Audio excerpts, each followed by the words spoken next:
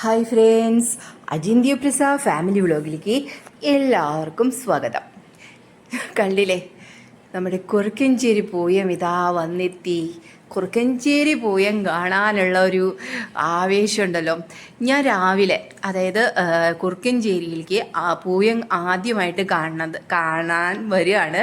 കാലത്താണ്, ഇങ്ങനെ കാലത്ത് കാണുന്നത് ആദ്യമായിട്ടാണ്. അപ്പോൾ എന്താ പറയുക, നല്ല രസമായിരുന്നു അത്. എനിക്ക് വൈകിട്ടാണ് എന്ന് വെച്ചാൽ എപ്പോഴും രാവിലെ ഏട്ടന് ജോലി ഉണ്ടാവും. വർക്കിംഗ് ഡേയ്സിലാണ് മിക്കവാറും, കല്യാണം കഴിഞ്ഞതിന് ശേഷം വർക്കിംഗ് ഡേയ്സിലാണ് കുറുക്കഞ്ചേരി പോയി ഉണ്ടാവുക. അപ്പോൾ വർക്കിംഗ് ഡേയ്സ് അല്ലാത്ത വല്ലപ്പോഴും ഉണ്ടായിട്ടുള്ളൂ. അപ്പോൾ അതുകൊണ്ട് കുറുക്കഞ്ചേരി പോയി കാലത്ത് വന്ന് കാണലൊന്നും നടക്കണ കാര്യമല്ലായിരുന്നു. അത് കഴിഞ്ഞ് ഇപ്പോൾ ആദ്യമായിട്ടാണ് കാണുന്നത്. പിന്നെ ചെറുപ്പത്തിൽ എങ്ങാനും വന്നിട്ടുണ്ടെന്ന് പറയുന്നു. അപ്പോൾ പറയുന്നുണ്ട് എന്നെ കൊണ്ടുവന്നിട്ടുണ്ട്, പക്ഷേ ഇല്ല, എനിക്ക് ഓർമ്മയില്ല അത്. പക്ഷേ അപ്പോൾ ആദ്യമായിട്ടാണ്. പിന്നെ തായംകുളങ്ങര പോയാണല്ലോ നമ്മൾ കാണാറുള്ളത്. അപ്പോൾ തായംകുളങ്ങരയ്ക്കൊക്കെ പോവാറുണ്ട്. അത് ആ ചെറുപ്പത്തിലൊക്കെ അവിടെ അങ്ങനെയായിരുന്നല്ലോ. ഇപ്പോൾ ഇവിടെ കല്യാണം കഴിഞ്ഞു വന്നതിന് ശേഷം ആദ്യമായിട്ടാണ് ഞാൻ കുറുക്കഞ്ചേരി പോയി കാലത്ത് കാണുന്നത്.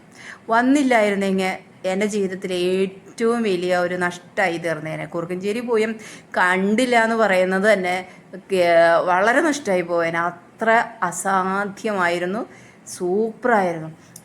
ഞാൻ കേട്ടിട്ടുണ്ട് ഇവർക്കൊക്കെ സമ്മാനമൊക്കെ ഉണ്ട്. അപ്പോൾ അതിനനുസരിച്ചാണ് ഇവർ പെർഫോം ചെയ്യണതെന്നൊക്കെ ഞാൻ കേട്ടിട്ടുണ്ട്.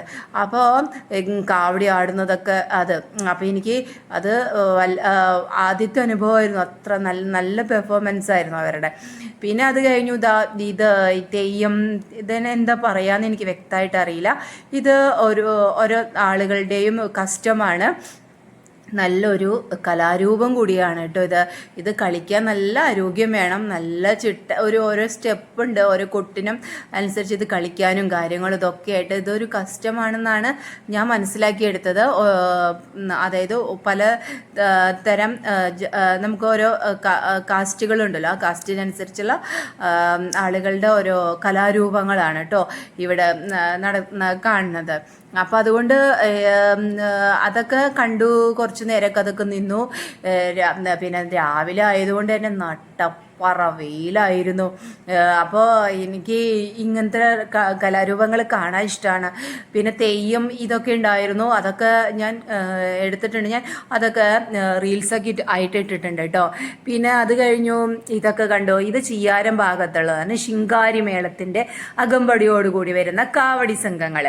അപ്പം ഇത് നമ്മുടെ ചിയ്യാരം ഭാഗത്തിൻ്റെ ആണ്.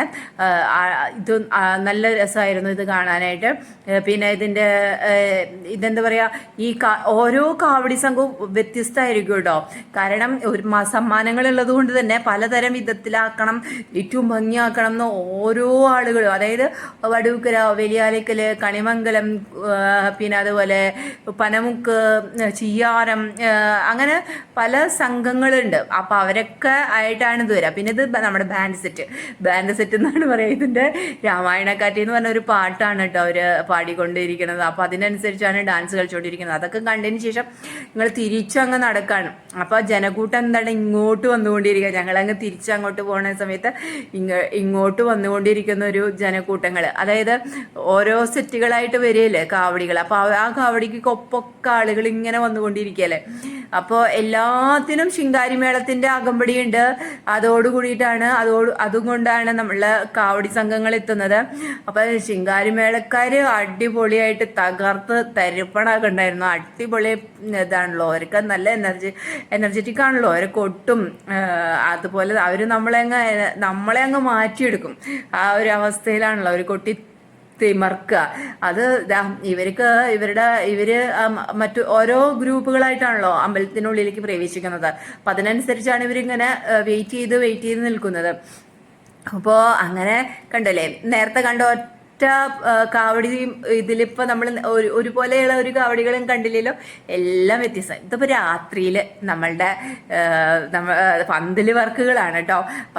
അപ്പോൾ ഞങ്ങളിങ്ങനെ രാത്രിയിൽ ഇങ്ങനെ നടന്ന് വണ്ടി ഒരു സ്ഥലത്ത് പാർക്ക് ചെയ്തതിന് ശേഷം അങ്ങനെ നടന്ന് കാണുകയാണ്. അത് നല്ല രസമാണ്, നല്ല വൈബാണല്ലോ. നല്ല എന്ന് വെച്ചാൽ എല്ലാവരും ഇങ്ങനെ വളകള്, മാലകള്, കമ്മലുകള്, ഭക്ഷണം, ഐസ്ക്രീം, അത് ഇതൊക്കെ ഉണ്ട്. എൻ്റെ ഉള്ളിക്കടെ മേളം കേൾക്കാം. അപ്പം അതൊക്കെ മേളം കണ്ടുകൊണ്ടിരിക്കുന്നവർ വരുന്നു, നമ്മൾ അങ്ങോട്ട് പോകുന്നു. അപ്പം ഞങ്ങൾ ചെല്ലുമ്പോൾ പൂരം കഴിയുന്ന അവസ്ഥയിൽ നിൽക്കാണ്, കഴിയാറായി. അപ്പം അത് കണ്ടുകൊണ്ട് ഇങ്ങനെ കുറച്ചു നേരം അതൊക്കെ ഇങ്ങനെ നോക്കി നിന്നു. അപ്പം എന്താ പറയുക, ആ പൂരം ത്തിൻ്റെ ആ കൊട്ട് ഇങ്ങനെ താളം ഇങ്ങനെ മുറുകി മുറുകി മുറുകി മുറുകി ഇങ്ങനെ നിൽക്കുന്ന അവസ്ഥയിൽ എത്തുമ്പോൾ ഒരു വല്ലാത്ത വൈബാണല്ലോ. അപ്പം അങ്ങനെ അതൊക്കെ ഇങ്ങനെ കണ്ടുകൊണ്ട് നിന്നു കേട്ടോ. ഈ കൈകളുടെ താളങ്ങൾ കണ്ടില്ലേ, അതൊരു രസമാണല്ലോ അങ്ങനെ കണ്ടുകൊണ്ട് നിൽക്കാനായിട്ട്. അങ്ങനെ ദീപങ്ങളാൽ അലങ്കരിതമായ നമ്മുടെ അമ്പലം, ആളുകള്, പിന്നെ അതുപോലെ വിളക്കുകള് എല്ലാം ഉണ്ട്. എല്ലാം ഒരു പ്രത്യേക ഭംഗിയിലാണ് കണ്ടുകൊണ്ട് നിൽക്കുന്നത്. അപ്പോൾ അതുകൊണ്ട് അത് കാണാനും അതിനോടനുബന്ധിച്ച് അത് കൊട്ട് കേട്ടുകൊണ്ട് നിൽക്കാനും ഒക്കെ ഒരു രസമാണ്. എല്ലാവരും ഒന്നായി നിൽക്കുന്ന ഒരു അവസ്ഥ. ഈ ആഘോഷരാവുകളിൽ മാത്രമേ ഇനി ഇത് വെളുക്കുകളുണ്ടാവും. ഈ പൂരം ഇപ്പൊ കഴിയും. അതിനുശേഷം നമ്മുടെ കാവടി സംഘങ്ങൾ വീണ്ടും രാവിലെ വന്ന അതേപോലെ കാവടി സംഘങ്ങൾ ഓരോന്നായിട്ട് നമുക്ക് ഇങ്ങോട്ട് അമ്പലത്തിനുള്ളിലേക്ക് പ്രവേശിക്കും. ഇവിടെ ഒരുപാട് നേരം ആട്ടം ഉണ്ടാവും. അങ്ങനെ അതൊക്കെ കഴിഞ്ഞതിന് ശേഷം വീണ്ടും പൂരം. അങ്ങനെ ഇത് രാവിലെ വരെ ഉണ്ടാവും. രാവിലെ നാളെ പുലർച്ചെ വരെ ഈ പൂയം ആഘോഷം ഉണ്ടായിരിക്കും. അപ്പം അതൊരു വൈബാണ്. നമ്മൾ ഇതുവരെ അങ്ങനെ കാണാനൊന്നും ഇരുന്നിട്ടില്ല കേട്ടോ. പക്ഷെ അത് കാണാൻ വേണ്ടിയിട്ട് തന്നെ ഇഷ്ടംപോലെ ആൾക്കാർ ആ ഒരു മനസ്സുണ്ടല്ലോ കണ്ടുകൊണ്ടിരിക്കാനും എന്താ പറയുക ആഘോഷങ്ങൾ അനുഭവിക്കാനൊക്കെയുള്ള നമ്മുടെ മനസ്സുണ്ടല്ലോ, അതാണ് ഏറ്റവും വലുത്. അപ്പം നമ്മളിങ്ങനെ കുറച്ചൊക്കെ അല്ലേ ഉള്ളൂ. പിന്നെ അത് കഴിഞ്ഞാൽ നാളെ കഴിഞ്ഞിട്ട് എല്ലാവർക്കും ജോലിക്ക് പോകണം. അങ്ങനെയൊക്കെ ഉള്ളവരൊക്കെ തിരിച്ചു വരും. അപ്പം അല്ലാത്തവരൊക്കെ ഈ ആഘോഷങ്ങളിൽ പങ്കെടുക്കും. കുറേ നേരം ഇങ്ങനെ നിൽക്കും. കണ്ടോ, ഇപ്പം ഇത്രയും നേരം നീലയായിരുന്ന നമ്മുടെ അമ്പലം ഇപ്പോൾ വേറൊരു കളറ്, എനിക്കറിയില്ല കളറിൻ്റെ പേര്. പിന്നെ ഇപ്പോൾ പച്ചയായി, നീലയായി, മഞ്ഞയായി, പലതരം ശോഭകളോടുകൂടി അമ്പലം ഇങ്ങനെ അമ്പലത്തിലെ മേളം ഇങ്ങനെ തീർന്നു. അപ്പോൾ ഞങ്ങൾ നേരെ വലിയാലക്കലേക്ക് എത്തി. നമ്മുടെ സ്വന്തം സ്ഥലം വലിയാലക്കലേക്ക് എത്തി. അങ്ങനെ വലിയാലക്കൽ കാവടി സംഘങ്ങളൊക്കെ പുറപ്പെട്ടു തുടങ്ങിയിട്ടുണ്ടായിരുന്നു.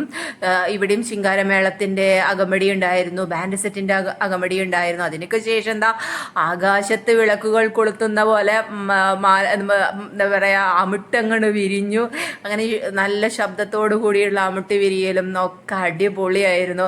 വലിയാലക്ക സെൻറ്റർ അങ്ങ് സൂപ്പറായിരുന്നു. എല്ലാവരും നാട്ടുകാരെല്ലാവരും ഒന്നിച്ചു നിന്ന് ഇങ്ങനെ ഇതെല്ലാം കണ്ടുകൊണ്ട് ഒന്നിച്ചു നിന്ന് ആഘോഷിച്ച് നമ്മുടെ കുറുക്കഞ്ചേരി പൂയം അങ്ങനെ ഈ വർഷത്തെ വിടവാങ്ങിക്കൊണ്ടിരിക്കുകയാണ് അല്ലേ. അപ്പം എല്ലാവർക്കും Ajinthya Prasad family vlogs signing off. Tata, bye by.